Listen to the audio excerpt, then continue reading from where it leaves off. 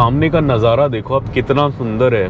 हल्के हल्के पहाड़ दिख रहे हैं, पेड़ दिख रहे हैं, धुंध दिख रही है आपको थोड़ी सी हल्की। कॉफ़ी ग्रोवर्स कोऑपरेशन सोसाइटी, मतलब यहाँ के जो कॉफ़ी के किसान लोग हैं उनकी कोई कोऑपरेटिव सोसाइटी है। मैं ये खाता है वो, ये भी खा। 5 रुपये चेंज नहीं थे उनके पास, तो हमने एक एक्स्ट्रा ले लिया। बोला उसमें नमक लगा दो, हम रास्ते में खा लेंगे। फेवरेट है सिंदूरी, इसलिए हमने लिया। ये मज़ा आ रहा है, उसे बड़े चाव से खा रहा है, बहुत मीठा है बोला।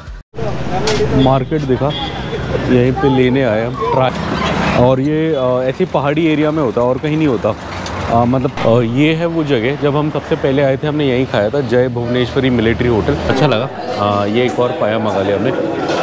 और खाओ, सामने का नज़ारा देखो आप, कितना सुंदर है। नारियल के खेत हैं और पहाड़ है। और हमारा लंच हो गया, हमने रागी मुड्डे खाया। ये चिकन करी था, इसमें भयंकर मिर्च थी। करा रहे हम तिरुनवेल्वी हलवा 200 ग्राम। हाँ, ये उसमें उन्होंने रखा है, वो है शुगर तोड़ी बेल्लम, ये है। ओके, हाँ हाँ। क्या सुंदर पहाड़ है, और इसके ऊपर ही वो किला सा है हल्का हल्का। अगर आप ध्यान, आम चाहिए, यहाँ एक दिख रहा है, ट्राई करते। ओए, आ गया।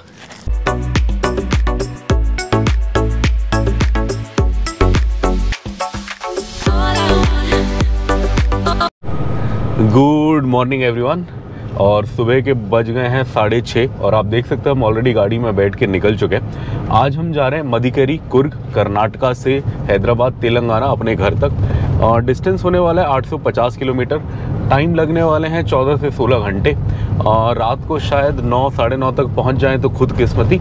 रास्ता होने वाला है, यहाँ कुर्ग से निकले हम फिर मैसूर के आउटर पे जाएंगे, मैसूर के आउटर से बैंगलोर जाएंगे, बैंगलोर से अनंतपुर जाएंगे, अनंतपुर से कुरनूल जाएंगे, कुरनूल से हैदराबाद जाएंगे। सो ये हमारा रूट होने वाला है। और आज का प्लान है कि ब्रेकफास्ट तो हम कहीं रास्ते में लोकल करेंगे, डोसा इडली ये सब खाएंगे।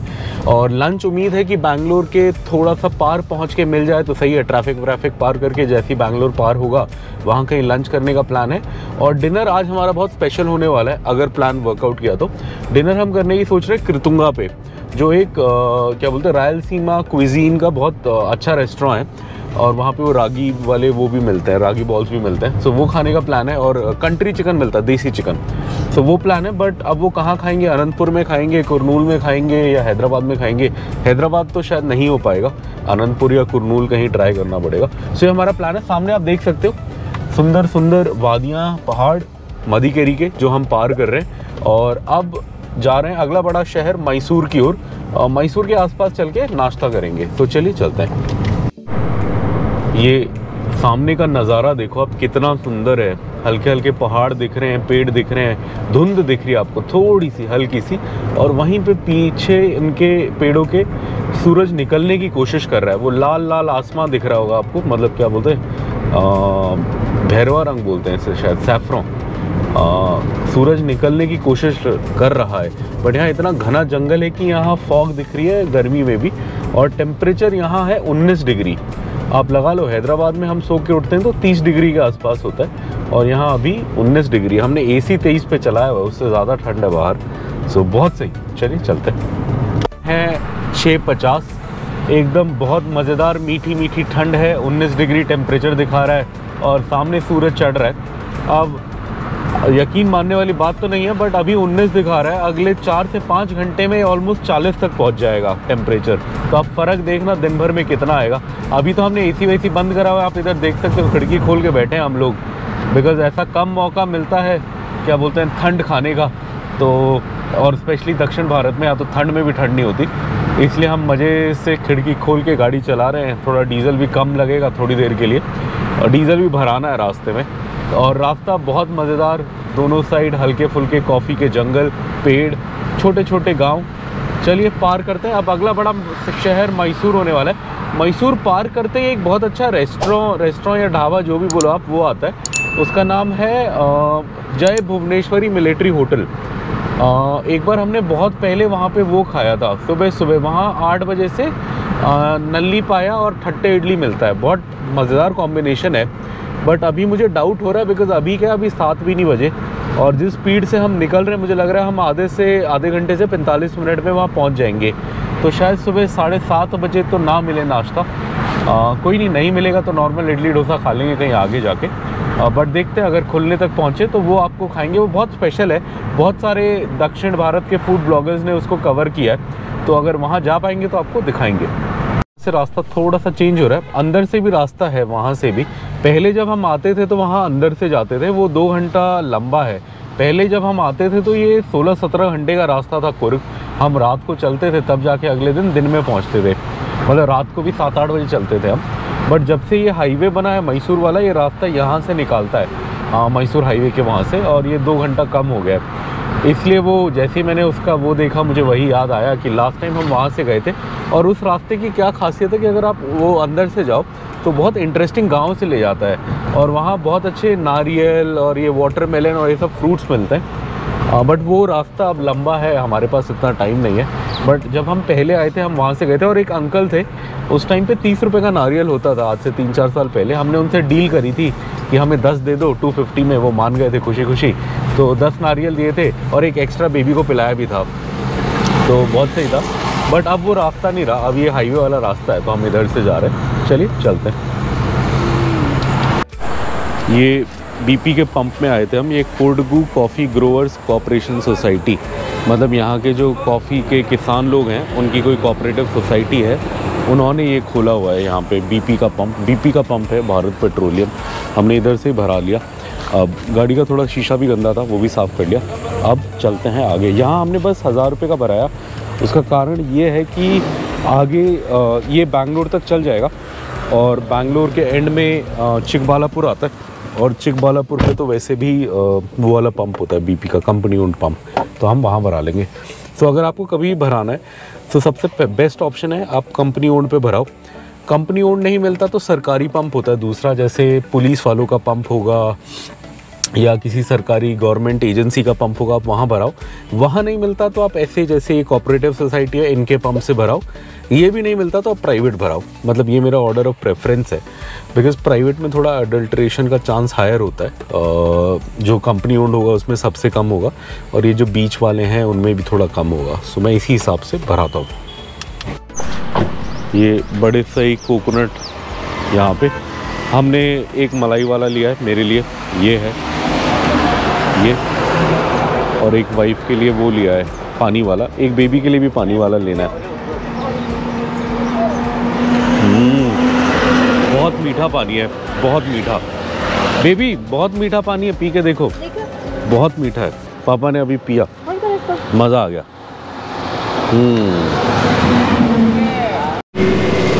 ये मलाई बहुत मीठा है। बेबी भी खाएगा, बट उसे पी करना है तो वो नीचे गया, उसको भी अभी खिलाएंगे।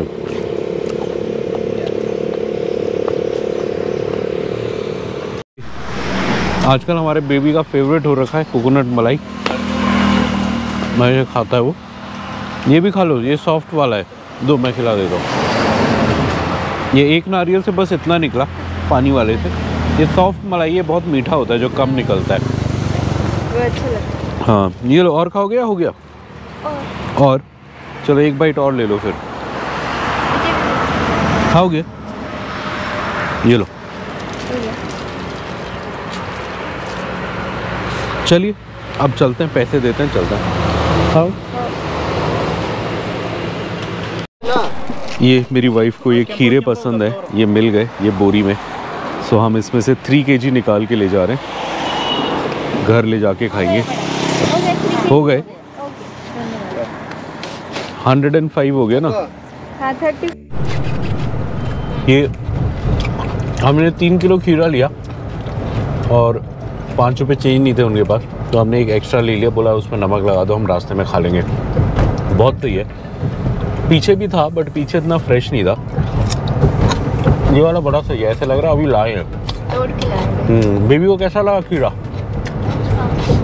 ये कोई सफ़ेद सा खीरा होता है, हमारे यहाँ नहीं मिलता, ये इस एरिया में मिलता है और बहुत सही होता है ये। चलिए अब लगभग आधा घंटा रह गया हमारा ब्रेकफास्ट पॉइंट, तो चलते हैं फिर ब्रेकफास्ट करेंगे। ये मैंगो मिला हमें, ये अभी रसपुरी खा रहा है बेबी, और ये बहुत मीठा है। और ये बेबी का फेवरेट है सिंदूरी, इसलिए हमने लिया ये। और ये रत्नागिरी सिंदूरी है, और ये रसपुरी है, ये हैदराबाद में भी मिलता है। ये अल्फोंसो है, कर्नाटका अल्फोंसो। ये भी मिल जाता है, लिया है हमने 2-3 बार। सिंदूरी कम मिलता है और ये बेबी का फेवरेट है इसलिए हमने लिया है। एक रसपुरी भी कटाएंगे अभी और फिर खाएंगे और सबका टोटल भी बताएंगे आपको क्या है। और ये बेबी रसपुरी खा रहा है, मज़ा आ रहा है उसे, बड़े चाव से खा रहा है। बहुत मीठा है बोला बहुत मीठा है कह रहा है। अभी सीज़न अच्छे से आया नहीं है बट ये आम मीठे हैं, मतलब इन्होंने सही टाइम पे शाम को तोड़ा है। इस साल गर्मी थोड़ी जल्दी आ गई है और ज़्यादा गर्मी आई है, इसलिए अभी भी मतलब अप्रैल में पहले हफ्ते में भी मतलब मीठे आम निकल रहे हैं। सो काफ़ी सही है। हमारे अल्फोंसो का ट्रक आता है तो हमने अल्फोंसो नहीं लिया, बाकी 2 आम लिए। अल्फोंसो हम हैदराबाद में ही ले लेंगे जब हमारे सोसाइटी में ट्रक वाला आएगा। ये हमारी गाड़ी में सारे रास्ते के फ्रूट्स वगैरह पैक हो गए। सबसे पहले तो हमने कोकोनट वाटर पिया, 3 पार्सल कराया। वहाँ हमने 35 रुपये का रेट लिया तो 210 रुपये का वो था। उसके बाद हमने खीरा लिया, 3 किलो वो वाइट वाला खीरा, उसका हमने 110 दिया और 1 खीरा हमने खाया, वो भी पीछे पड़ा है। और अब हमने लेटेस्ट आम लिए हैं, 4 किलो आम लिए। 4 किलो आम टोटल अपने को 680 का पड़ा, जिसमें हिसाब था कि 3 किलो सिंदूरी लिया था हमने। सिंदूरी वो 180 या ऐसे कुछ बोल रहा था। जब हमने 3 किलो लिया तो उसने 500 का 3 किलो दे दिया। और जो रसपुरी था, रस भरी या रसपुरी जो भी बोलो आप उसे, वो उसने 180 का लगाया। तो टोटल हमने 680 पे करे 4 किलो आम के लिए। सही है, इस टाइम पे मिलता नहीं है। और मेन क्या है कि रसपुरी तो मिल जाएगा। रसपुरी मैंने 70-80 रुपये किलो ख़रीदा है हैदराबाद में, बट अभी इतनी जल्दी नहीं मिलता हैदराबाद में। और सेकेंडली वहाँ सिंदूरी इतना अच्छा नहीं मिलता जितना कर्नाटका में मिलता है, तो इसलिए मैंने ले लिया। बिकॉज़ मेरे बेटे का सिंदूरी फेवरेट है। मेरे को तो रसपुरी और अल्फोंसो और रसालू ये सब पसंद है, वहाँ की लोकल वेराइटीज़, बट अपने बेटे को सिंदूरी ज़्यादा पसंद है, इसीलिए उसी के लिए हमने ये 3 किलो लिया है। हाँ, हिमायत भी पसंद है, हिमायत भी खिला देंगे। चलिए चलते हैं। मार्केट दिखा, यहीं पे लेने आए, हम ट्राई करते हैं। अच्छा लग रहा है सब्ज़ी देखने में। क्या लेना है? हाँ, ये सब्जी लिया हमने, ये 120 रुपये किलो, वो 120 रुपये किलो। बीट रूट 60 रुपये किलो, करेला 120 रुपये किलो। और क्या लिया? सेब भी आई थिंक 80 रुपीज़ किलो है। ये सब लिया हमने। ये बनाना दिखा हमें, ये येलेकी बनाना है, बहुत मीठा होता है ये। और ये ऐसी पहाड़ी एरिया में होता है और कहीं नहीं होता, मतलब प्लेन्स वगैरह में आपको नहीं मिलेगा। ये हम 2-3 किलो ले जाएंगे, 60 रुपये किलो बोल रहे हैं। थोड़ा कज़न वज़न को भी यही दे देंगे। ये बहुत अच्छा होता है, बहुत मीठा होता है। और ये नींबू भी ले रहे हैं हम थोड़े से। नींबू बड़ा महंगा है, 160 रुपीज़ केजी बोला, वाइफ ½ केजी ले रही है। ये अब आप सामने देख सकते हो, ये हम छोटी रोड पे आ गए। एक्चुअली हुआ क्या, हमें जाना है जहाँ ब्रेकफास्ट करने के लिए, वो हाईवे पे, मतलब वो एक्सप्रेसवे पे नहीं है, वो पुराने वाले मैसूर रोड पे है। तो इसलिए अपने को कोई छोटा सा गांव के अंदर डाल दिया ताकि हम उस रेस्टोरेंट पे पहुंच पाए। अदरवाइज़ अगर हम सीधा हैदराबाद का लोकेशन लगा के जाते तो वो एक्सप्रेसवे हाईवे जोड़ के अपने को सीधा निकाल देता आगे। ये गांव, मतलब ये छोटी रोड पे नहीं आना पड़ता। बट बिकॉज हम ब्रेकफास्ट करने के लिए जय भुवनेश्वरी जा रहे हैं, इसलिए हमें ये थोड़ी देर के लिए दिखाया। ज़्यादा नहीं है, 28 मिनट का रास्ता है। और फिर एक बार हम वहाँ नाश्ता कर लेंगे तो उसके बाद फिर वहाँ आगे से अपने को दोबारा एक्सप्रेसवे पे रास्ता जोड़ देगा। तो चलिए चलते हैं। रोड से निकल रहे हैं, इसने अपने को पूरा मैसूर बाईपास करा दिया। मैसूर के पीछे पीछे से हम निकल गए और अब लगभग 10 किलोमीटर में श्रीरंगपटना आ जाएगा। श्रीरंगपटना एक शहर है जो मैसूर से जस्ट बाहर है और बहुत हिस्टोरिकल जगह है। वहाँ टीपू सुल्तान ने अपनी आखिरी कुछ जंगें लड़ी थी और मतलब वो मर गए थे अंग्रेज़ों से लड़ते लड़ते। वो टीपू सुल्तान की कैपिटल हुआ करती थी मैसूर किंगडम की, क्या बोलते हैं, श्रीरंगपटना। वहाँ बहुत अच्छा फोर्ट भी है। हम बहुत पहले एक बार गए थे, शायद बेबी तो भूल भी गया होगा, अब छोटा था, बट हम गए थे, काफ़ी इंटरेस्टिंग जगह थी। चलिए अब हम मैसूर के आउटर से निकल रहे हैं। लगभग 10-12 मिनट में अपना रेस्टोरेंट कम ढाबा आ जाएगा। फिर वहाँ जाके उस ढाबे के बारे में आपको बताएंगे। ये जो आप सामने रोड देख रहे हो, ये भी मैसूर हाईवे है, श्रीरंगपटना शहर से आने वाला। बट ये आई थिंक पुराना वाला है, बिकॉज जो नया एक्सप्रेसवे बना है वो तो एकदम मैसूर के पास निकालता है। ये पुरानी वाली रोड है। जब वो एक्सप्रेसवे नहीं बना था और हम मैसूर आते थे तो हम इससे आते थे। ये भी काफ़ी अच्छी है, बट हाँ ऑब्वियसली उसके जैसी नहीं है। इसमें बीच बीच में शहर आते हैं, जैसे श्रीरंगपटना शहर के आसपास हैं हम। और यहीं पे अब अपने को ब्रेकफास्ट करना है। ये कह रहा है बस 2 मिनट का रास्ता है, थोड़ा अपने को यू टर्न लेके आना पड़ेगा बिकॉज वो दूसरी साइड है, वो जो रेस्टोरेंट कम ढाबा है, और वहाँ सुबह से ही भीड़ होनी शुरू हो जाती है। पहले बहुत अच्छा था, वो झोपड़ी जैसा था, अब तो थोड़ा फैंसी हो गया है। आपको दिखाएंगे, वहाँ वो झोपड़ी भी है शायद पुरानी वाली, वो होगी तो वो भी दिखाएंगे। चलिए चलते हैं। और ये है वो जगह, जब हम सबसे पहले आए थे हमने यहीं खाया था, जय भुवनेश्वरी मिलिट्री होटल। पहले यहीं खाते थे, ये छोटा सा मतलब ढाबा स्टाइल था। अब इन्होंने क्या करा है कि अब इन्होंने पूरा रेस्टोरेंट बना दिया इधर, ऐसा जैसे आप देख सकते हो। तो अब आप प्रॉपर उधर बैठ के खा सकते हो।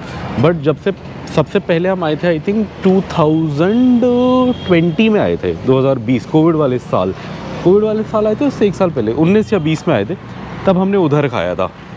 तब ये नहीं खुला था, तब ये बन रहा था। अब ये बन के रेडी हो गया, तो अब इधर मिलता है। चलिए चलते हैं, ऑर्डर करते हैं। और ये हमारा नाश्ता आ गया। ये है यहाँ का सबसे फेमस ब्रेकफास्ट, पाया। ये एक प्लेट में 2 आते हैं ऐसे बड़े बड़े, और इसके साथ ये इसका करी आता है। और ये थट्टे इडली है, ये एक स्पेशल टाइप की इडली होती है, बहुत सॉफ्ट होती है, इसमें डुबो के खाते हैं। और ये अलग से पीने के लिए रसम देते हैं ऐसे, बड़ा अच्छा लगता है पीने में। तो ये यहाँ का ट्रेडिशनल ब्रेकफास्ट। मैंने एक और आइटम मंगाया, ये मटन चॉप है, थोड़ा अलग सा कुछ मंगाने के लिए। बट जो सबसे फेमस चीज़ है इस रेस्टोरेंट की वो ये है। अगर बहुत सारे कन्नड़ ब्लॉगर्स हैं जिसने इस रेस्टोरेंट को कवर करा है, हमने भी किसी को देख के हम आए थे और हमें काफ़ी अच्छा लगा था। बेबी, ओ बेबी, खाया? नहीं खाया, खा लो। अच्छा लगा। ये एक और पाया मंगा लिया हमने। और खाओगे? 1 मोर? ओके। और ये बहुत मज़ेदार है, इसको ऐसे खाते हैं, आप इडली तोड़ो, ये जो ग्रेवी देते हैं उसमें डुबो और ऐसे खाओ। और ये मटन इतना सॉफ्ट है कि ऐसे निकल रहा है पूरा, ये देखो आप कितने प्यार से बोन से निकल रहा है, मतलब ये अच्छे से गल गया है। और ये इसका भी सेम है, देखो हमारे बेबी ने खुद अपने आप सारा निकाल लिया, जो नली है वो भी एकदम सॉफ्ट है और टेस्ट बहुत अमेजिंग है। मैं एक इडली पूरी ख़त्म कर चुका हूँ, इतनी बड़ी इडली थी। मुझे और भूख लग रही है तो मैं एक और लूँगा, मतलब इतना अच्छा लगा। बहुत टाइम बाद खाया, बहुत मज़ा आया। लास्ट टाइम आई थिंक हम 1-1.5 साल पहले आए थे हमारे mother in law father in law के साथ, उसके बाद हम आज आए हैं अमेजिंग। ये मैंने मटन चॉप ख़त्म कर लिया, अब मैं ये पाया खा रहा हूँ, बहुत सही है, मतलब एकदम पका हुआ है। और ये बहुत हेल्दी चीज़ होती है खाने के लिए। अगर आप कभी भी जैसे हड्डियों का प्रॉब्लम होगा तो, नहीं ग्रेवी है, थैंक यू। अगर आपको हड्डियाँ वीक हैं या कुछ हैं तो डॉक्टर हमेशा बोलेगा पाया सूप पियो, पाया खाओ। मेरी वाइफ को भी डेंटिस्ट ने बोला है, बट घर पे तो बहुत मेहनत है तो हम नहीं बना पाते। बट हाँ, कभी ऐसी जगह आते हैं तो ट्राई करते हैं। बहुत मज़ा आया ये पाए में। और ये हमारा ब्रेकफास्ट हो गया। अभी ब्रेकफास्ट डिटेल देते हैं। ये सामने बोर्ड है सिरंगापटना का, बट अपने को यू टर्न लेना है। हम उधर से आए थे, ये खाने के लिए हम अंदर गए थे और अब यू टर्न लेके हम जाएंगे मैसूर की ओर। तो चलिए चलते हैं। ये आपको थोड़ा बिलिंग का आइडिया दे देते हैं। अपना टोटल बिल आया 780 रुपये।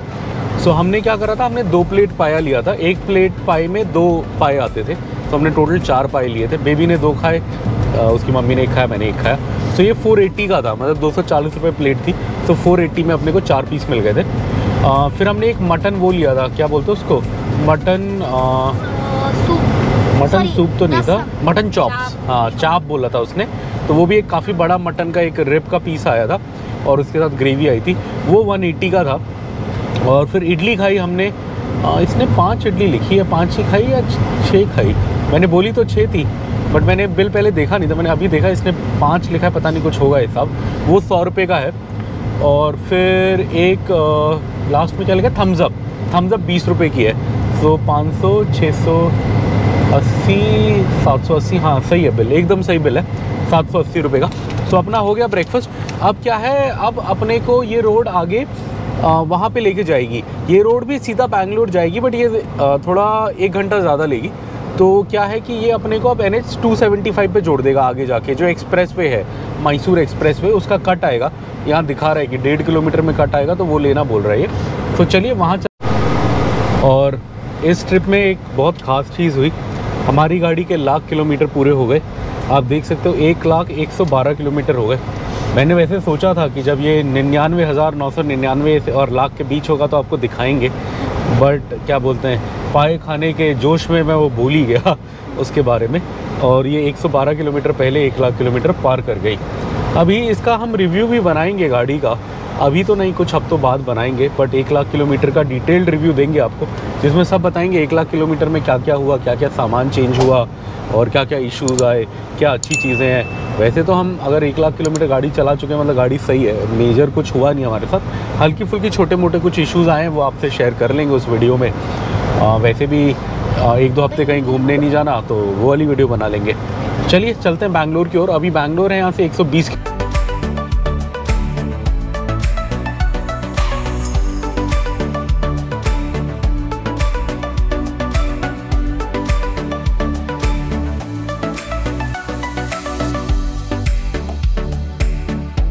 सामने का नज़ारा देखो आप, कितना सुंदर है। नारियल के खेत हैं और पहाड़ है और कुछ नहीं दिख रहा, और इन दोनों के बीच में है एक खाली रोड, मतलब नारियल के खेत और पहाड़ को चीरती हुई एक रोड, हाईवे ये वाला, और बस और कुछ भी नहीं। बड़ा सुंदर सीन है।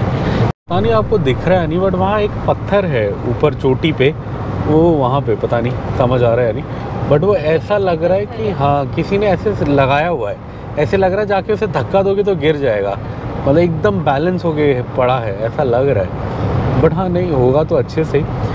एक ऐसे यहाँ पे साउथ इंडिया में आई थिंक हम्पी के पास है एक कृष्णाज रॉक करके एक है जगह। मैं गया नहीं हूँ, बट मैंने उसकी वीडियोस देखी हैं। वहाँ पे एक ऐसे बहुत गोल सा पत्थर है, वो देखने में ऐसे लगता है कि हल्का सा धक्का दो और वो पूरा नीचे आ जाएगा, बट वो हज़ारों सालों से वहीं पे है। कभी मौका लगेगा तो जाएंगे, देखेंगे। और अब ये मैसूर एक्सप्रेसवे से हम बाहर आ गए और ये कोई दूसरी रोड आ गई। NH48 बता रहा है ये इसको। आई थिंक NH48 अगर मुझे सही से याद है तो ये बॉम्बे से चेन्नई जाती है शायद, मैं पक्का नहीं हूँ बट मुझे ऐसे ही लग रहा है। याद आ रहा है कुछ। NH48 शायद वही थी जो हमने वहाँ जाते हुए भी पकड़ी थी, गुजरात में भी। हाँ आई थिंक ये नॉर्थ में कहीं दिल्ली के पास से कहीं चेन्नई तक जाता है। आई थिंक ये वो वाला रोड है। 27 नहीं है, 48 ही है आई थिंक, जिसमें हम गए थे वहाँ जब हम गुजरात गए थे, तब जो हमने यूज़ किया था। चलिए अभी ये कुछ किलोमीटर के लिए बता रहा है, 15 किलोमीटर ऑलमोस्ट के लिए, फिर उसके बाद दोबारा रोड चेंज होगी, तो देखते हैं। अभी तो जा रहे हैं। ये अब हमारा ये वाला रास्ता ख़त्म हो गया। अब ये कोई नया रास्ता बना है और इसका नाम है विद्या नारायणपुरा और नंगरजुड़ा रोड, ऐसे कुछ नाम है। और NH4 NH75 बोल रहा है 600 मीटर में। सो इधर कहीं जाने को बोल रहा है। पहले क्या होता था, हम पूरा बैंगलोर के बीच से जाते थे, बट पिछली ये दूसरी टिप है हमारी कि इसने हमें बैंगलोर नहीं डाला, ये कोई साइड की रोड में डाला है। और यहाँ से ये अपने को बैंगलोर बाईपास कराता है, आउटर से सीधा चिकबालापुर ले जाता है। तो ये अपने लिए भी नया ही रास्ता है। चलिए आगे देखते हैं, आगे जो मतलब जगह आएगी आपको बताएंगे कहाँ कहाँ से निकले। ये अब बाहर देखो, लोग मज़े से क्रिकेट खेल रहे हैं। 34 डिग्री है अभी टेम्परेचर, 34। बट हाँ मैं भी दिल्ली की गर्मी में बचपन में 45 डिग्री में खेलता था, बड़ा मज़ा आता था। अब तो हिम्मत नहीं है, अब तो थोड़ी देर गर्मी में रहो तो हालत ख़राब हो जाती है। बट हाँ बचपन में तो मज़ा आता था। इन लोगों को देख के वही याद आ गई। चलिए अपने को यहाँ से यू टर्न लेना, हैदराबाद जाने के लिए रिवर्स डायरेक्शन में जाना है, तो चलते हैं। ये हम इधर से निकल रहे बैंगलोर के आउटर के पास से, और इधर बैंगलोर का आइकिया आ गया है। ये जब खुला था यहाँ पूरा न्यूज़ में आया था, ट्रैफिक जैम हो गया था। और ये जितना मुझे याद है इंडिया का दूसरा आइकिया है। सबसे पहला हैदराबाद में खुला था, हैदराबाद में है, जहाँ से बेबी ने अपना टॉय डॉगी लिया है। मैं आज तक वहाँ नहीं गया, बेबी गया था एक बार, बहुत छोटा था तो। तब हम हैदराबाद में रहते नहीं थे, हम कुछ दिनों के ऑफिस के काम से मैं आया था, तो बेबी और बीवी भी साथ आए थे, तब ये लोग गए थे। यहाँ पे ये बोर्ड है आइकिया, इतना बड़ा, बहुत सही होता है यहाँ पे फर्नीचर वगैरह। थोड़ा महंगा होता है बट काफ़ी क्वालिटी काफ़ी अच्छा होता है। यहाँ पे है, ये बहुत न्यूज़ में आया था जब खुला था। यहीं सामने कोई मेट्रो स्टेशन है, इसी के सामने है। मैं इसके US वाले उसमें गया हूँ स्टोर में, वो तो बहुत बढ़िया होते हैं। हाँ बहुत बड़ा होता है, इंडिया में भी वैसे ही बनाया है। बहुत बड़े बड़े स्टोर्स होते हैं, पूरे रूम के लेआउट्स होते हैं, बड़ा अच्छा लगता है। ये है नागासंद्रा मेट्रो स्टेशन के सामने। तो चलिए चलते हैं, बैंगलोर निकलते हैं। ये घूम फिर के बैंगलोर शहर तो हम आ ही गए। हमारे बाईपास करने के सपने सपने ही रह गए। पिछली बार हम NH44 से आए थे तो कोई गांव की रोड में डाला था उसने, बट इस बार ये हम मैसूर साइड से आए हैं तो ये रास्ता थोड़ा अलग है। तो मुझे लग रहा था, उम्मीद थी कि बैंगलोर बाईपास होगा, बट नहीं हुआ। घूम फिर के हम बैंगलोर के शहर में आ ही गए और ट्रैफिक में फंस ही गए। चलिए, अब यहाँ से हमने सबसे पहला लोकेशन लगाया चिकबालापुर का। वो इसलिए क्योंकि चिकबालापुर में कंपनी ओन्ड BP पंप आता है और वो आखिरी कंपनी ओन्ड BP पंप है हैदराबाद के रास्ते में, कर्नाटका के अंदर। और इस पूरी ट्रिप में सबसे सस्ता डीजल यहीं है कर्नाटका में, लगभग 11-12 रुपये सस्ता है आंध्रा और तेलंगाना से। तो हम वहीं पे अपना टैंक फुल करा के जाएंगे। अब वो रह गया 1 घंटा और 58 किलोमीटर्स। सो चलिए चलते हैं।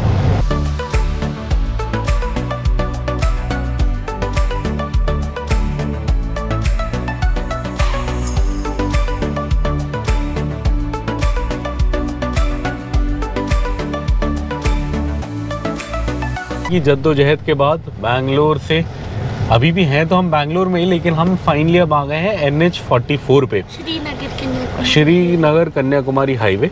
और यही हाईवे, ये लेफ़्ट है, जैसे हम लेफ़्ट लगाएंगे तो हम उस पे आ जाएंगे। बस हम वेट कर रहे हैं कि ये ट्रैफिक थोड़ा आगे जाए तो हम लेफ़्ट पकड़ लें। लेफ़्ट में है NH44 और ये सीधा ले जाएगा अपने को हैदराबाद। सीधा चलते गए कहीं नहीं रुके तो श्रीनगर ले जाएगा, बट इतनी हिम्मत हमें नहीं है तो हम तो हैदराबाद जाएंगे। और अपना पेट्रोल पंप भी अब आने वाला है। अब यहाँ से लगभग 50 किलोमीटर्स बता रहा है पेट्रोल पंप। तो चलिए चलते हैं। ये हम बाईपास कर रहे हैं बैंगलोर। बाईपास तो क्या कर रहे हैं, मतलब ये फ्लाईओवर सा बना हुआ है, इसके ऊपर से जाएंगे NH44 का। और ये है सिलिकॉन सिटी ऑफ इंडिया, और क्या बोलते हैं इसको, silicon valley of India. Sorry, मैंने गलत बोला। जैसे US में कैलिफोर्निया है, वैसे ही इंडिया का ये है। गलत हो गया, दोबारा करो। गुज़र रहे हैं बैंगलोर से, हम बैंगलोर क्रॉस कर रहे हैं और आप देख सकते हो यहाँ बहुत सारे ऑफिसेज़ हैं। अभी पीछे कम से कम 10-15 MNC के ऑफिस एक बिल्डिंग के बोर्ड में दिखे थे अपने को। और बैंगलोर जो है ये फेमस है पूरे इंडिया में IT के लिए। ये IT कैपिटल ऑफ इंडिया है। और जैसे बाहर क्या बोलते हैं US में सिलिकॉन वैली है, मतलब कैलिफोर्निया में, जहाँ ये सारे बड़े बड़े टेक कंपनीज़ और बड़े बड़े टेक स्टार्टअप्स हैं, वैसे इंडिया में बैंगलोर है। यहाँ बहुत कंपनियाँ हैं, IT की भरा हुआ है पूरा। बट अभी तो बैंगलोर गलत चीज़ों के लिए आ रहा है न्यूज़ में। और ये है mall of Asia, Phoenix mall. क्या बात है, बड़ा सही है। ये जब खुला था कहीं न्यूज़ में आया था, ऐसा लगा। और अभी तो बैंगलोर वैसे गलत रीजंस के लिए न्यूज़ में आ रहा है, बिकॉज़ वहाँ पे अभी पानी की बहुत किल्लत है। यहाँ पे पानी बहुत कम है। लोगों को बोला जा रहा है आप घर से काम करो, बिकॉज़ ऑफिस में पानी नहीं है। लोग घर छोड़ के अपने गांव ऑफिस जा रहे हैं बिकॉज़ पानी नहीं है। बहुत मतलब दिक्कत है। इस साल एक्चुअली हुआ क्या, पिछले साल बारिश बहुत कम हुई है, बिकॉज़ हमारे घर से तो 500 किलोमीटर ही है बैंगलोर, से लगभग सिमिलर होता है। तो पता लगा था पिछले साल बारिश बहुत कम हुई थी, अदरवाइज़ बहुत बारिश होती थी। और यहाँ पे क्या है, हर साल टेम्परेचर भी थोड़ा थोड़ा बढ़ने लग गया है। यहाँ पुराने लोग बोलते हैं, अपने को तो इतना नहीं पता, बट बोलते हैं कि पहले जो बैंगलोर का वेदर था मस्त वाला, वो नहीं है। तो चलिए सामने निकल रहे हैं हम। ये रोड जाएगी सीधा हैदराबाद की ओर, वहीं हम जा रहे हैं। और अब यहाँ पे भारत पेट्रोलियम का कंपनी ओन्ड पंप आखिरी इस रोड में कर्नाटका वाला आ गया। सामने आप देख सकते हो घर करके बना हुआ है। जहाँ पे भी ऐसा घर बना हो BP के पंप में, तो आप समझ जाओ वो कंपनी ओन्ड पंप है। BP घर बोलते हैं इसको। आज किसी ने कमेंट में पूछा है कि आप कैसे पता करते हो कि ये कंपनी ओन्ड है। तो दो चीज़ें होती हैं, अगर BP है तो BP घर लिखा होगा, और यहाँ पे जैसे आप देखो सामने नम्मा कोको लिखा है, CO। कोई भी ऐसा पंप जिसमें CO लिखा हो तो कंपनी है, ओन्ड है। CO का फुल फॉर्म होता है कंपनी ओन्ड, कंपनी ऑपरेटेड। तो इससे आपको पता लग जाएगा कि वो कंपनी ओन्ड पंप है। तो हम यहाँ आ गए हैं। आगे एक और बोर्ड है, वो भी दिखा देंगे आपको, उससे भी थोड़ा आइडिया होता है। बड़ा बोर्ड भी होता है, बट अगर आपको CO दिखे तो आप समझ जाओ। ये हम रुक गए इस पंप पे और हम डीजल भरा रहे हैं। और वो सामने वो जो ट्रक है उसके सामने एक बोर्ड है, उस पर लिखा है कंपनी ओन्ड। पता नहीं आपको समझ आ रहा है नहीं। सो ऐसे इंडिकेटर होते हैं, अगर आपको कंपनी ओन्ड पंप पता करना है, या तो CO लिखा होगा। CO का मतलब होता है कंपनी ओन्ड, कंपनी ऑपरेटेड। या फिर BP घर का ऐसे बोर्ड लगा होगा, जैसे वो वाला बोर्ड है BP घर ऊपर, वो भी इंडिकेशन है। BP के लिए तो BP घर होता है तो वो कंपनी ओन्ड होता है। और बाकी अगर पेट्रोल पंप है, आई थिंक IOC का स्वागत या कुछ होता है, और CO लिखा होगा। सो मेन वो है। अब हम भराते हैं, देखते हैं कितना जाएगा, जितना जाएगा उतना भराएंगे। इधर कम है रेट और फिर आगे चलेंगे। और ये बीपी के कंपनी ओन्ड पम्प्स की एक और ख़ास बात है कि जितने भी पम्प्स हैं उनमें एक इलेक्ट्रिक चार्ज वाला ये पक्का होगा, मतलब इलेक्ट्रिक व्हीकल चार्ज करने का होगा। और ये है बोर्ड जो मैं बता रहा था, अगर आपको ऐसा बोर्ड कहीं पे भी दिखे तो आप समझ जाओ कि ये कंपनी ओन्ड पंप है। कंपनी ओन्ड पंप में क्या है कि उसका चांस कम होता है एडल्ट्रेशन का। प्राइवेट पंप में तो अब बंदा थोड़ा लालच कर सकता है, अब कंपनी ऑपरेट करेगी तो वो प्योर माल देगी, ऐसा मतलब सोचा जा सकता है। जनरली कंपनी ओन्ड पंप्स में इसलिए भीड़ होती है। मैं हमेशा वहीं से भराता हूँ और मेरा इस बात पे विश्वास बढ़ इसलिए भी लिए गया है बिकॉज़ बहुत लोगों को डीजल फ़िल्टर में इश्यूज़ आते हैं। बिकॉज़ डीजल इंजन में थोड़ा अगर फ्यूल ख़राब हो तो इंजन को बहुत डैमेज करता है। मैंने बहुत वीडियोस देखी हैं जिसमें लोगों की गाड़ियाँ रुक गई हैं चलते चलते, इंजन में बहुत काम हुआ है ख़राब डीजल की वजह से। मेरे साथ आज तक ऐसा कभी नहीं हुआ क्योंकि मैं एटलीस्ट 70 से 80% में कंपनी ओन्ड पंप पे या सरकारी पंप पे भराता हूँ। जैसे मेरे ऑफिस के पास एक कंपनी ओन्ड तो नहीं है बट एक पुलिस का पंप है जो मतलब पुलिस स्टेट गवर्नमेंट के अंडर आता है, वो लोग चलाते हैं। सो वहाँ जनरली डीजल प्योर होता है, इसलिए हम वही भराने की कोशिश करते हैं। चलिए अब गाड़ी पे आ गए, बीवी भी आ गई, वो वॉशरूम गई थी, अब चलते हैं। ये हम लोग आ गए हैं बागपल्ली बॉर्डर। ये टोल प्लाज़ा है, इस टोल प्लाज़ा को पार करके अगर 200 मीटर आगे जाया जाएगा तो बॉर्डर आ जाएगा। सो हम अब कर्नाटका पार कर चुके हैं दिन भर घूम के। गाड़ी सुबह से चल गई है 360 किलोमीटर और अभी भी हमारा घर ऑलमोस्ट 490 किलोमीटर बचा है। सो अभी भी काफ़ी है। तो चलिए इसे पार करते हैं। अब खाना खाना है, कुछ बड़ी भूख लग रही है। आते में अपने को बहुत सही रागी मुड्डे और चिकन करी मिल गया था, अभी वही ढूंढ रहे हैं बट मिला नहीं है। अब ये पार करके ढूंढते हैं, थोड़ी देर नहीं मिलेगा तो फिर सांबर राइस या जो भी मिलेगा खा लेंगे। पहले कोशिश करते हैं कि चिकन करी मिल जाए। ये आप देख सकते हैं इस बोर्ड पे अब आपको आंध्रा के शहर दिखेंगे, पेनुकोंडा, अनंतपुर, कुरनूल और हैदराबाद। ये इसलिए है बिकॉज अब गूगल मैप के हिसाब से हम डॉट बॉर्डर पे हैं और अब हम आंध्र प्रदेश लगभग एंटर कर चुके हैं। लगा लीजिए 50 मीटर में। लिखा है क्या? अच्छा, ओ खाने का भी कुछ दिखा। और ये आप देख सकते हो हम प्रॉपर आंध्र प्रदेश में है, अनंतपुर डिस्ट्रिक्ट में चल रहे हैं। यहाँ से किया फैक्ट्री है 40 किलोमीटर दूर और अभी टाइम हो गया 2:15 तो आई थिंक 3 बजे के आसपास हम किया फैक्ट्री में होंगे। अब क्या है, खाने की थोड़ी हो गई है दिक्कत। 2:15 हो गए हैं, भूख लग गई है, खाने का कुछ समझ नहीं आ रहा। दाल चावल मिला था पीछे एक बहुत बढ़िया से पंजाबी ढाबे का बोर्ड था, तो दिल में उम्मीद जागी कि शायद उड़द चने वाली दाल मिले, माँ की दाल। तो हम गए पूछने बट वो थी नहीं, वो कह रहे थे मूंग चने की दाल है। तो वो फिर मतलब मन हमारा खट्टा हो गया उस बात से, तो हमने खाया नहीं। ओरिजिनल ऑथेंटिक दाल मिलती तो हम खाते पंजाबी दाल। बट अब आगे जा रहे हैं। आगे एक जगह आती है किया फैक्ट्री से थोड़ा पहले, जहाँ बहुत सारे छोटे छोटे ढाबे हैं। वहाँ पे अगर रागी मुड्डे और चिकन करी मिलेगा तो खा लेंगे, अगर नहीं मिलेगा तो अब दाल चावल भी मिलेगा तो अब खा ही लेंगे बिकॉज़ अब हम काफ़ी लेट हो गए हैं। रात को डिनर भी रास्ते में ही कहीं करना पड़ेगा, तो टाइम पे खा लेते।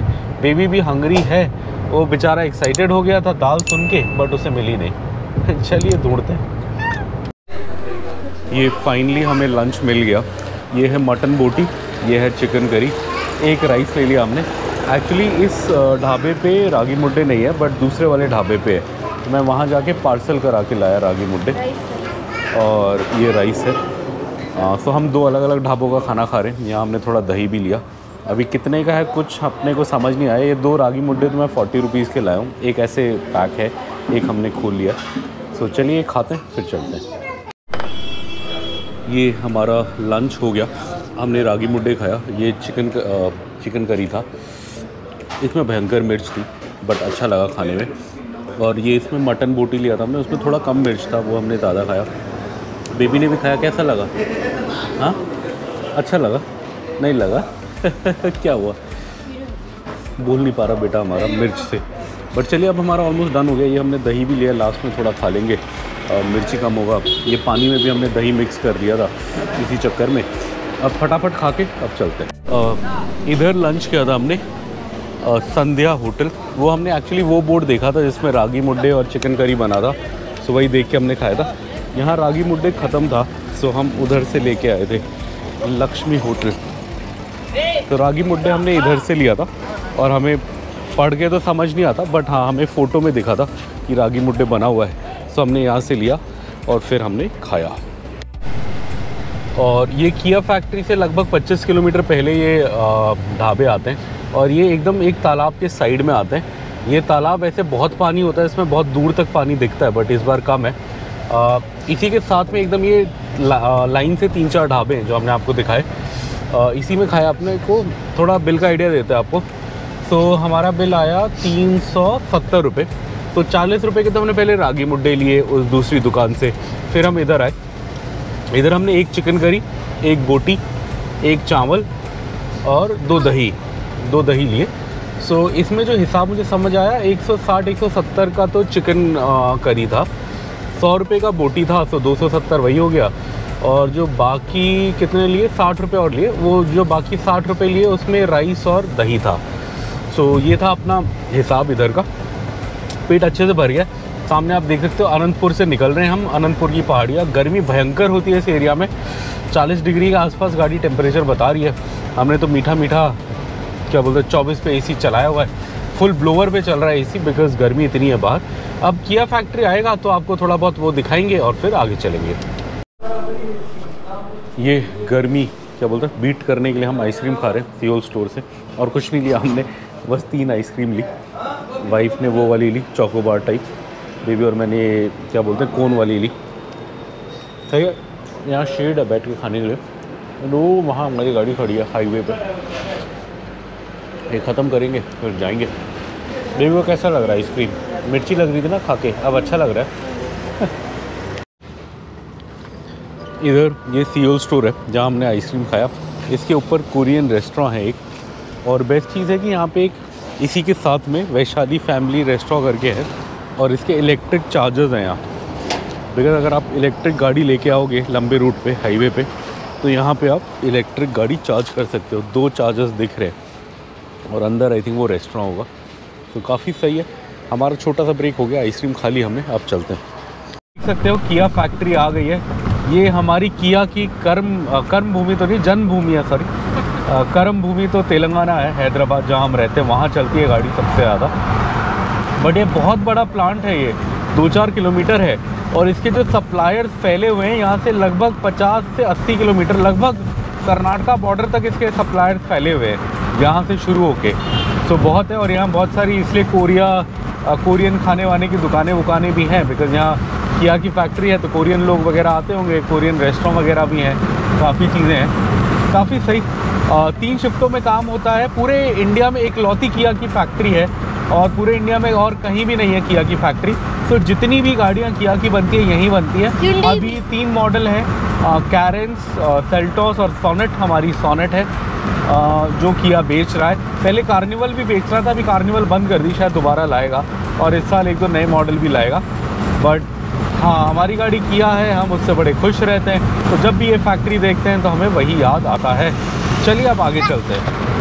पहले यहाँ पे एक शॉप है, इस पर कटहर बेचते थे, मैंने 2-3 बार लिया, बट आज कटहर नहीं है, आज पपीता है। पपीता भी अच्छा है, एकदम हरा हरा। चलो पूछते हैं, एक आध कटहर तो नहीं है। ये वो दुकान है जिससे हम पहले कटहर लेते थे, जैक फ्रूट, बट अभी वो नहीं है, पपीता है यहाँ पे। आई थिंक जो लोकली गांव में बिकता है ये वो लाते हैं, तो अभी पपीता होगा तो पपीता लाए हैं। हम लेंगे, ये 30 रुपीज़ kg बोला, और 3 किलो टाइप लेंगे, देखते हैं। ये आप सामने देखो, ये झंडा लेके लोग जा रहे हैं, ये पानी मांग रहे हैं। एक्चुअली हुआ क्या, पीछे भी कोई मांग रहा था ऐसे, तो मैंने रोक दिया और मैंने उनकी बोतल भर दी। तो जैसे ही मैंने उनकी बोतल भरी तो बोलने लग गए कि हम यहाँ से यहाँ जा रहे हैं, इतने लोग हैं, हम बीमार हैं, आप पैसे दे दो, ये दे दो। तो मुझे समझ आया कि ऐसा नहीं करना चाहिए, आप मत रोको, बिकॉज़ आप फैमिली के साथ ट्रैवल कर रहे हो, कुछ भी हो सकता है। आप वो वैसे तो वो बस वो पैसे मांग रहे थे, और मेरे पास चेंज है भी नहीं आज। मैं खुद जीपे करते हुए आ रहा हूँ पूरे रास्ते। तो मेरे साथ ये पहली बार हुआ है, मतलब जब हम आ रहे थे तब भी हमने लोगों को देखा था ऐसे बॉटल करके रोकते हुए, तब हमने रोका नहीं था, बिकॉज़ हमें समझ नहीं आया ये क्या हो रहा है। अभी तो मेरे को समझ आया ये बॉटल दिखा रहे थे, मतलब पानी मांग रहे हैं, तो मैंने रोक लिया कि इतनी गर्मी है यार, पानी तो देना ही चाहिए। बट फिर मुझे समझ आ गया कि ये पानी नहीं, एजेंडा कुछ और ही है। तो अगर ऐसा हो आप फैमिली के साथ, तो ऐसे ज़्यादा लोग हों तो आप ध्यान से चलो, स्पेशली अगर आप ऐसी जगह हो जहाँ आपको भाषा भी नहीं आती। ये महाराष्ट्र के कह रहे थे, इनको मतलब हिंदी में ही बात कर रहे थे तो मेरे को समझ आ रहा था, बट ऐसा हुआ। अब इसका मतलब ये तो नहीं होता कि हर कोई उससे करता होगा, मतलब पैसे के लिए ही करता होगा। शायद किसी को जेन्युइनली पानी भी चाहिए, मतलब गर्मी तो है, कोई जेन्युइनली पानी भी मांग रहा होगा, बट बिकॉज लोग ऐसा करते हैं तो आप हमेशा डरोगे जेन्युइन वाले को देने के लिए भी, जो मेरे साथ हुआ। क्योंकि अब मैं नहीं रोकूंगा अगर ऐसे कोई करेगा तो, फिर अब मेरे दिमाग में वो बैठ गया कि नहीं ये तो कुछ और कारण से रोक रहे हैं। तो चलिए जो भी है, ये सामने हम निकल रहे हैं आनंदपुर से। मेरे साथ हुआ तो मैंने कहा आपको बताऊँ। ये आनंदपुर की साइड से हम निकल रहे हैं। यहाँ ज़्यादा कुछ नहीं है, आम के बगीचे होते हैं या मौसमी के बगीचे होते हैं और हल्का फुल्का ट्रैफिक होता है, घर वर ज़्यादा होते नहीं है। बहुत गर्म जगह है ये, अभी 40 डिग्री टेम्परेचर चल रहा है बाहर।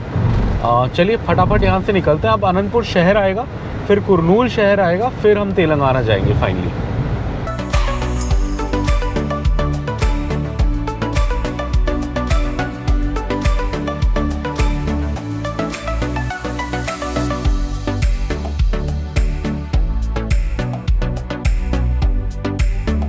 हम यहाँ से यू टर्न मार रहे हैं क्योंकि हमारे बेटे का जो फेवरेट आइसक्रीम था उसने जो जाते हुए खाया था, क्या था, कलपत्रु नहीं क्या नाम था, बेल्लम आइसक्रीम, मतलब गुड़ वाला आइसक्रीम।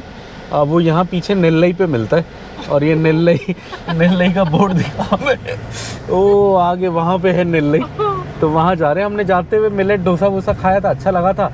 यहाँ वो चाय भी मिल रही है यार, वो वाली चाय जिसमें वो डालते हैं 160 रुपये किलो वाला चीनी, सॉरी 300 रुपये किलो वाला चीनी, पाम जैगरी, जो पाम के मतलब खजूर के रस से बनता है वो चीनी। हाँ, पाम ट्री, खजूर के पेड़ का भी पाम ही कैटेगरी होता है, दूसरा भी पाम ही होता है। हाँ, वो रस मतलब दोनों सेम टाइप के पेड़ है जिससे रस निकल। बस भी रुकी है यहाँ तो बाकायदा, क्या बात है। हाँ सही है। चलिए यही है वो नेल्लई, वो जगह। तो यहाँ अभी वो आइसक्रीम ट्राई करेंगे, अगर चाय होगी चाय पियेंगे। मेरे को हलवा लेना है, वो हलवा बड़ा अच्छा था, तिरुनावेल्वी गुड़ वाला हलवा, तो वो भी खाएंगे। ये पार्सल करा रहे हैं हम, तिरुनावेल्वी हलवा 200 ग्राम। हाँ हो गया। ये हम इधर स्पेशल बेल्लम टी पी रहे हैं, बेल्लम टी गुड़ वाला है ना।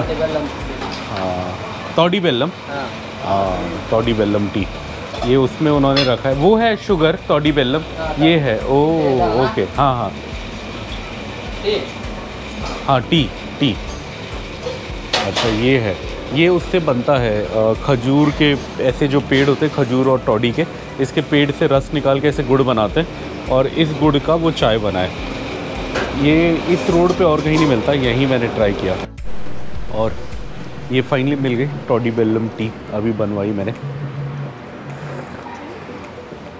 थोड़ी सी अलग है, थोड़ी सी मिठास अलग है, उतना मीठा नहीं है, इवन तो उसने 1 चम्मच भर के डाला था वो वाला क्या बोलते हैं उसका रस, बट उतना मीठा नहीं है।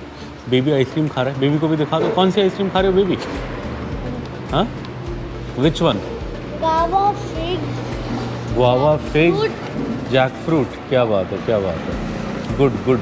और हमने वो भी लिया, हलवा भी लिया थोड़ा सा पार्सल के रास्ते में खाने के लिए, और एक आइसक्रीम भी है, वो भी खाएंगे रास्ते में। तुम लोगों को भी पार्सल कराना है? हाँ। क्या वो सेम आइसक्रीम जो आपने? चलो देखते हैं, if baby is a good boy. ये सामने बोर्ड लगा है और इस जगह के 100 से ज़्यादा फ्रेंचाइजी हैं। नेल्लई क्या नाम है इसका, और यहाँ पे आप देख सकते हो मोस्टली सारी तमिलनाडु में जगह हैं, वो जैसे कोयम्बटूर है, मेट्टुपल्लियम है, बैंगलोर कर्नाटका में है, अनंतपुर तो यहाँ हो गया, तिरुपति ये आंध्र प्रदेश हो गया, नेल्लोर आंध्र प्रदेश हो गया। वाह बहुत जगह हैं, नॉर्थ में नहीं है बट यहीं है, क्या बात है। ये बेबी और मैं, हमने वो आइसक्रीम ली थी गुड़ वाली, क्या बोला उसने? बेल्लम आइसक्रीम। बेल्लम गुड़ वाली, वो वाला गुड़, वो वाला पाम जैगरी वाला, और इसमें नट्स भी हैं। और सबसे बेस्ट है मटके में, ऐसे मतलब ऑर्गेनिक कवर में है, इसको खा के आप फेंक दो, ये टूट जाएगा, ज़मीन में समा जाएगा बारिश के टाइम पे, ज़मीन से आया है ज़मीन में मिल जाएगा, बस इतनी सी इच्छा है इस कप की, उससे ज़्यादा कुछ है नहीं। सामने देख सकते हो आप, नज़ारे मज़ेदार हैं। वहाँ पे अंगूर के खेत हैं, ये अनंतपुर में नई चीज़ है, पहले नहीं दिखते थे अंगूर के खेत, पहले बैंगलोर के पास दिखते थे, इस बार बहुत अंगूर के खेत इधर भी दिखे हैं, तो मतलब इधर भी अंगूर होना शुरू हो गया है शायद। तो चलिए अब चलते हैं। अब अगला बड़ा शहर अनंतपुर आने वाला है, वो आता है तो दिखाते हैं। उसके बाद आएगा कुरनूल बड़ा शहर, और उसके बाद थोड़ा छोटा शहर झरचरला, और फिर हैदराबाद। ये सुबह से हम चल चुके हैं 520 किलोमीटर, और ऑलमोस्ट कितने बजे चले थे हम? 6 बजे चले थे, 5:34 हो गया है, मतलब ऑलमोस्ट 11 घंटे हो गए हैं। हाँ, 6:30 के आसपास हम चले थे। और ये कासपल्ली टोल प्लाज़ा आ गए हैं हम, कासपल्ली पार कर रहे हैं। अभी भी रह गया है 330 किलोमीटर हमारा घर, और तो अभी भी काफ़ी है। लगभग 5.5 आवर्स का रास्ता है। शाम के बज गए हैं 5:34, 5:34। सो अप्रॉक्सीमेट अराइवल है 11 बजे के आसपास। थोड़ा लेट भी हो सकता है डिनर विनर करते हुए, बट अगर सीधा सीधा चलें तो बोल रहे 11 बजे के आसपास। यहाँ आगे आम के बगीचे आते हैं, अच्छे, आपको दिखाएंगे। सोचा था पिछले साल हमने 2-3 आम भी तोड़े थे उससे, और हम लेके भी गए थे। बड़े अच्छे आम थे, बड़े बड़े। आता है तो दिखाते हैं, अदरवाइज निकल लेंगे। देख सकते हैं यहाँ से अगर आपको जाना है श्रीनगर, जो उत्तरी भारत का बहुत उत्तरवा हिस्सा है, तो बस 2659 किलोमीटर है, 2659। हैदराबाद 308। कुरनूल जो बॉर्डर है आंध्र प्रदेश और तेलंगाना 98, और धोने तो मुझे पता नहीं 59 पे है, बट वो जगह। अब ये देख के मन तो कर रहा है श्रीनगर जाने का। गर्मी भी बहुत है हैदराबाद में, श्रीनगर में थोड़ा ठंडा ठंडा होता, बट चलिए क्या करें, छुट्टियाँ नहीं है। ये थोड़ी देर पहले हम आपको वो बता रहे थे ना कि वो 300 रुपये वाला गुण है, वो इस झाड़ से बनता है। ये है तौड़ी या ताड़ का झाड़। इसमें से क्या करते हैं, उसमें थोड़ा छोटे छोटे छेद कर देते हैं ऊपर, और मटका लगा देते हैं। तो उस मटके में इस पेड़ का दिन भर में पूरा रस भर जाता है, दिन भर या रात भर। सुबह लगाएंगे तो दिन भर भरेगा, रात को लगाएंगे तो रात भर में रस भर जाएगा। फिर उस रस को क्या करते हैं, जैसे गुड़ के, गन्ने के रस को पका के गुड़ बनाते हैं, तो इसके रस को पका के इसका गुड़ बनाते हैं। बट गन्ने वाला गुड़ आपको 40 से लेकर 70 रुपये के बीच में मिल जाएगा किलो, 40, 50, 60 ऐसे। ये वाला जो है, ये वाला अगर आप सोर्स पे जाके लोगे जहाँ बनता है, जैसे तमिलनाडु टाइप में रामेश्वरम के पास, तो आपको 300, 350 पड़ेगा। अगर आप अमेज़न से मंगाओगे तो 1000 रुपये किलो तक का बिकता है ये अमेज़न पे, मैंने चेक किया था। बहुत हेल्दी गुड़ माना जाता है, बट ओरिजिनल प्योर मिलना मुश्किल है, इसलिए थोड़ी सी दिक्कत है। बट यही झाड़ है, मतलब इतना महंगा गुड़ सुन के तो मुझे लगता है कि इसी के एक छोटा सा खेत लेके इसी के झाड़ लगा देते हैं, क्या पता होते होते हो जाए। और जो लोग वो करते हैं, पीते हैं, उनके लिए रस भी अच्छा होता है। इसके रस का क्या हिसाब है, अगर आप ताज़ा रस पियो तो बहुत अच्छी चीज़ है, पेट साफ़ करता है, एकदम ठंडा करता है। बट अगर उसे आप 5-6 घंटा छोड़ दो और पियो तो फिर वो ताड़ी नशा देता है, भयंकर वाला नशा देता है, बियर जैसा। तो इसका वो है, ये ताड़ी का पेड़ है, बहुत है इधर। आप देखो इधर भी इतने सारे पेड़ हैं, तो इस एरिया में होता है। और इसका फल भी बहुत बिकता है, आइस एप्पल बोलते हैं अंग्रेज़ी में। हिंदी में इसके फल को क्या बोलते हैं मुझे नाम नहीं पता, बट इंग्लिश में आइस एप्पल बोलते हैं। इधर बिकता है कभी कभार, आज दिखेगा तो दिखाएंगे। देखो आप क्या सुंदर पहाड़ है, और इसके ऊपर ही वो किला सा है, हल्का हल्का। अगर आप ध्यान से देखोगे तो किला सा है। ये पहाड़ देख के आप इमेजिन कर सकते हो कि मराठाओं के राज में यहाँ मराठा बैठते होंगे ऊपर चोटी पे, और चारों तरफ अपने दुश्मनों पे नज़र रखते होंगे। निज़ाम की सेना या अंग्रेज़ी सेना हमला करे तो उन्हें क्या बोलते हैं, पीट के वापस भेजते होंगे। ऐसा लगता है देख के। पहाड़ के ऊपर हल्के हल्के किले बनाए हुए, और ये यहाँ पे आसपास में सबसे ऊंचा पहाड़ है, इसलिए आई थिंक किला बनाया गया है। पुराने ज़माने में यही होता था, जो ऊंचा पहाड़ होता था उस पर किला बनाया जा सकता था, ताकि चारों तरफ नज़र रहे दुश्मन पे। तो ऐसा लगता है, मतलब ऐसे पहाड़ देख के मुझे वही सीन दिमाग में आते हैं। ऐसे लगता है हम मराठा हैं, किले के बीच में बैठे हैं, मस्त चारों तरफ का व्यू एंजॉय करते हुए, दुश्मन पे पैनी नज़र डाल के। चलिए चलते ये हमें आम का बगीचा दिखा, बड़ा सही, और यहाँ बहुत सही सही आम है। बेबी टच करके दिखाओ आम। मैंगो वहाँ पे है, देखो कितना नीचे की हाइट पे है। ये देखो यहाँ पे मैंगो है, बेबी की हाइट पे, तोड़ना मत, ओके? टच कर सकते हो। ये देखो ऐसे ऐसे, ये देखो ये है, देखा है ना, छोटा सा वो भी है, उधर भी है, और उधर बड़े भी। वो देखो नीचे कितने सारे गिरे हुए हैं, वो देखो अगर खाने लायक है तो वो ले सकते हैं। नीचे गिरा हुआ है, नहीं है, छोटे पे एक और पेड़ है, इस पे थोड़े बड़े हैं। वो देखा कितना अच्छा लग रहा है, वो वाला कितना बड़ा है। नीचे है क्या कोई? नहीं है, नीचे गिरा हुआ भी नहीं है, पूरे पेड़ में एक ही दिख रहा है। अच्छा, इसलिए शायद यहाँ लगाया नहीं होगा, ज़्यादा आम हुआ नहीं है, तो किसान ने सोचा होगा क्या ही घाटा होगा, इसलिए शायद बाउंड्री नहीं बनाई इस साल। ज़्यादा आम होता तो आई थिंक वो अच्छे से बना के रखते। उसमें भी है, ये देखो यहाँ पे कितना इंटरेस्टिंग आम है। तुम्हारे साइज का है और एकदम पीला है, ये देखो येलो है, यू कैन प्लक, ऐसे लग रहा है पका हुआ है। You want to pluck, baby size है, हाँ तोड़ लो, ये देखो चोप लग जाएगा, उसको मम्मी को दे दो, अभी गाड़ी में डाल देंगे। आम चाहिए, यहाँ एक दिख रहा है, ट्राई करते। ओए आ गया एक, ये तो आ गया, एक से हो जाएगा। हाँ है भी नहीं ज़्यादा इस पेड़ में, चलो चटनी का तो काम हो ही जाएगा एक दिन।